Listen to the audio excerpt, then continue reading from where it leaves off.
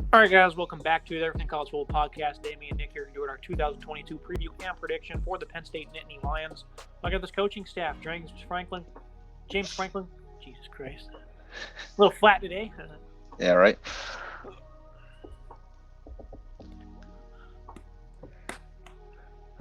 All right, guys, what's going on? Welcome back to the Everything College Football Podcast. Damien and Nick here. We're doing our 2022 preview and prediction for the Penn State Nittany Lions. Look at this coaching staff: James Franklin. He's back for his 9th season. Kind of a desperation move, it felt like, Nick, to give him that massive 10-year, $70 million extension. You know, it was a wild coaching carousel. Schools like LSU and USC were hunting down these big names, and it led to not just Penn State, but Michigan State offering big contracts to their head coaches. You know, so Mike Yurcich, he'll be the offensive play caller, though, his 2nd season.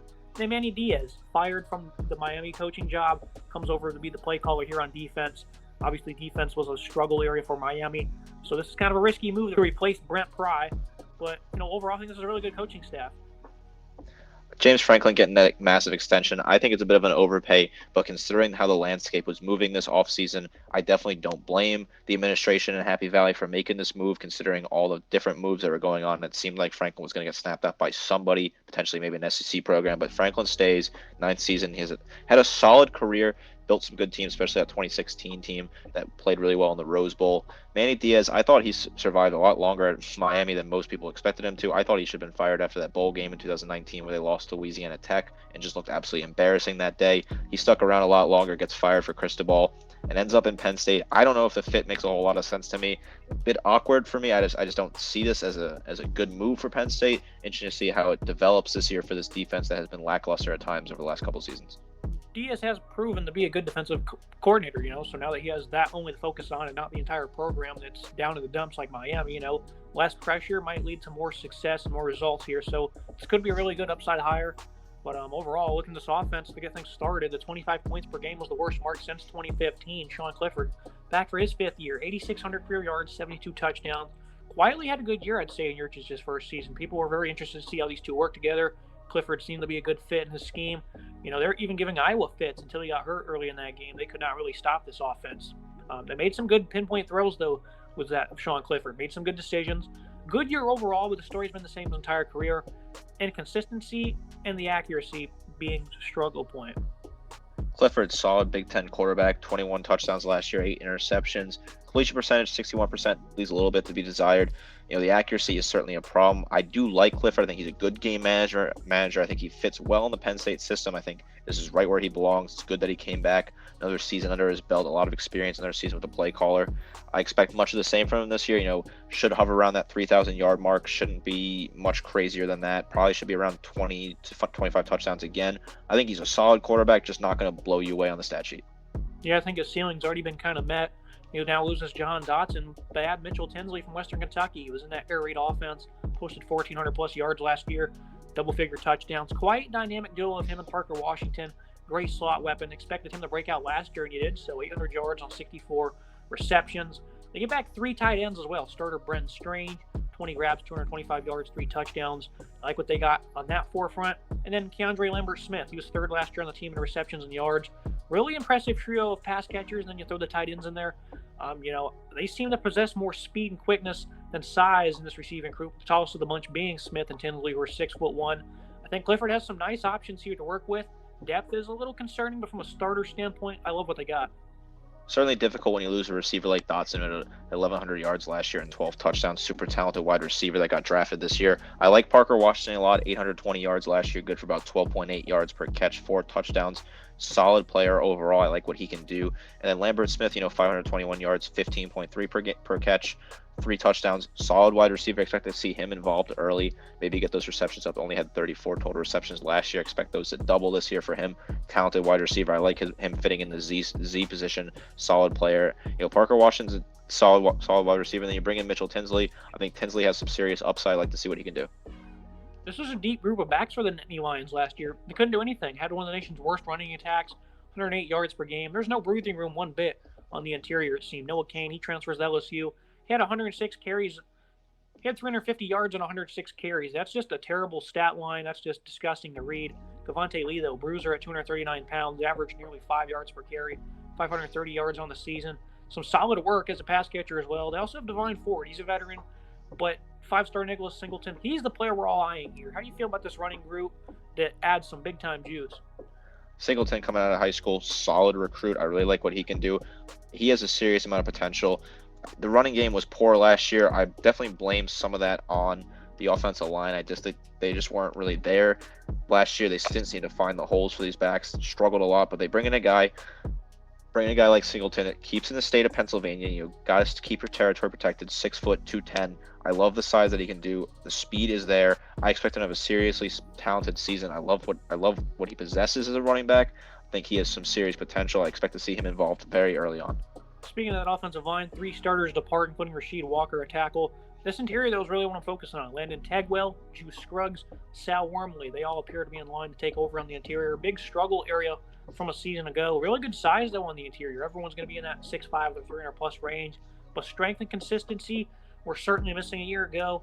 Hunter Norzad, he's a Cornell transfer. They also got J.B. Nelson from Lackawanna College. That's the same place Jaquan Brisker came from there in Pennsylvania. So obviously they're looking to get the same out of him, hopefully. That'd be nice, right? Caden Wallace, though, the most experienced at right tackle. Overall, plays need to be better on this offensive line. How do you see it doing it? Definitely a bit of an inexperienced offensive line. Look at the left side as well. I get a little concerned with that. With some redshirt freshmen, redshirt sophomores there, getting some experience. These guys need to just get the reps in, and I think over time they'll develop into a solid offensive line. But this year it just might be a bit tough for these guys because the inexperience isn't there. Maybe you slot J.B. Nelson in there at left guard, maybe swing him out to tackle potentially at left tackle. He has some decent experience, like you said, at Lackawanna College. I just get concerned when you look at this offensive line. I don't see the talent on day one, and I think they might struggle a little bit. Now looking at this defense, they lose 6 starters and Brent Pry. Lots of new faces in the front 7, but there are 2 notable returnees. The first one being P.J. Mustipher, a run-stuffing defensive tackle. The first game he missed was the Illinois game, and guess what? They ran wild for 357 yards. He didn't play the rest of the season. Arkansas had 350-plus in the bowl game. MSU and Ohio State ran pretty well. They held Michigan in check at home for the most part. This run defense really struggled, though, I'd say. They weren't bad, but they certainly regressed a little bit compared to where they were the year prior, 153 yards per game. That's not where they want to be. The second notable returnee, Curtis Jacobs at linebacker, who's such a strong linebacking group last year. He had 61 tackles. Enters his 3rd season. He'll unquestionably be the leader here. How do you feel about this defensive line and really this linebacking core that, I'm not quite confident in? Tyler Ellison, he'll be the little linebacker who's calling the plays. We'll see if he can handle that job. Jonathan Sutherland, it's his 5th season, mainly a special teams guy.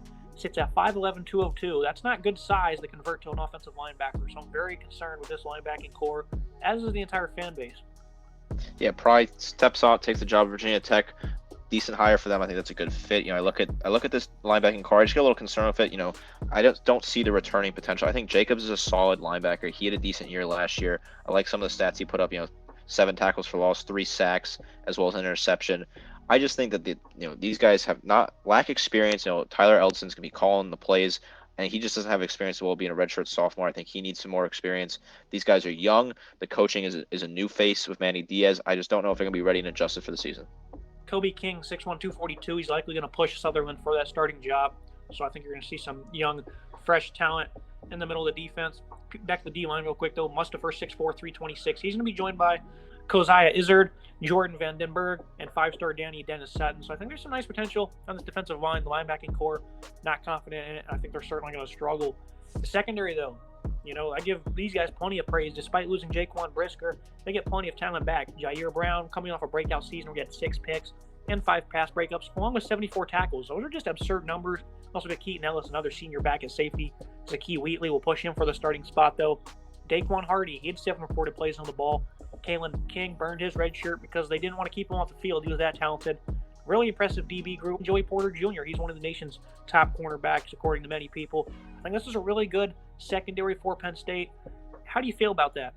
I like King, like you said, burned his red shirt because they really want to get him involved in the game. 21 total tackles last year, a tackle for loss as well. Joey Porter Jr., 50 tackles in the season, plus an interception as well. He has some serious talent. I like what he can do. The returning secondary is good. These guys got a lot of experience. These guys are built well. I think the secondary is going to be strong this year. Looking at the schedule preview and prediction, I think it's going to be a bit of a down year for Penn State. Obviously, year in, year out, they usually compete with the heavyweights, and I think those games will be close this year. Just don't see any W's versus those high-quality opponents. Tricky game week 1 on the road on a Thursday night against Purdue. That's going to be a great game to open up the year. I think the DBs will hold up well versus that passing attack. I think this year really sets them up for a big 2023 campaign. I know Penn State fans will not be happy with me saying 6-6 this fall, but I think this is going to really launch them into great success 2 years from now. Lots of young talent on the way, 6th ranked recruiting class.